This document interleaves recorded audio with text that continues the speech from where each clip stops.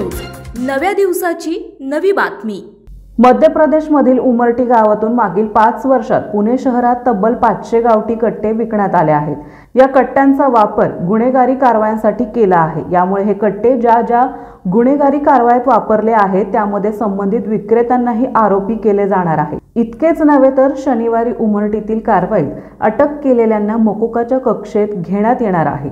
Police आयुक्त अमितेश कुमार यांच्या हस्ते उमरटीतील कारवाईत सहभागी झालेल्या पोलीस अधिकारी आणि कर्मचाऱ्यांचा रविवारी पोलीस आयुक्तालयात सत्कार केला। यावेळी सहपोलीस आयुक्त रंजन कुमार शर्मा, अप्पर पोलीस आयुक्त गुन्हे पंकज देशमुख, अप्पर पोलीस आयुक्त प्रशासन संजय पाटील, उपायुक्त गुन्हे निखिल पिंगळे, उपायुक्त सोमय मुंडे, उपायुक्त ऋषिकेश रावळे आदी उपस्थित होते। यावेळी सांगण्यात आले की कुख्यात गुंड शरद मोहोळच्या गुन्ह्यात वापरलेला गावठी कट्टा हा मेड सन उमरटी असल्याचं सर्वप्रथम निदर्शनास आले।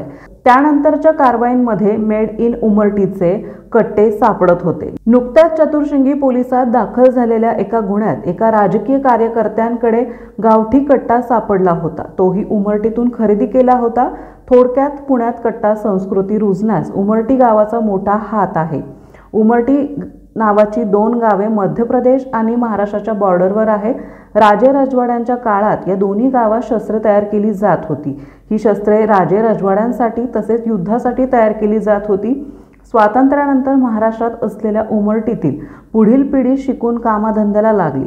मात्र मध्य प्रदेशातील उमरटीतील नागरिकांनी त्यांचा पारंपरिक शस्त्र बनवण्याचा धंदा सोडला नाही। आता ते गुन्हेगारांना शस्त्र विकत आहे। येथे मध्य प्रदेशातील पोलीसही वारंवार छापे टाकतात, परंतु नागरिक हा व्यवसाय सोडायला तयार नाहीत। तेथे इतर राज्यातील पोलीस आल्यावर त्यांच्यावर हल्ला केला जातो। नुकतेच जळगाव पोलिसांचे एक पथक कारवाईला गेले असता एका पोलीस उपनिरीक्षकास डांबून ठेवण्यात आले होते। पकडलेले आरोपी सोडल्यावर त्यांची सुटका करण्यात आली। यामुळे पुणे पोलिसांनी सोबत शीघ्र कृती दल, दंगल नियंत्रण पथकही सोबत नेले होते। उमरटीतील शस्त्र बनवण्याचे साहित्य पथकाने नेस्तनाबूत केले आहे।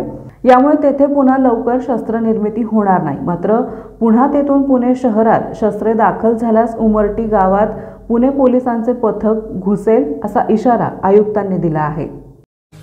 आपल्या परिसरातील महत्त्वाच्या बातम्या पाहण्यासाठी आजच नवप्रभात न्यूज चॅनलला YouTube वर सबस्क्राइब करा आणि बेल आयकॉन प्रेस करा।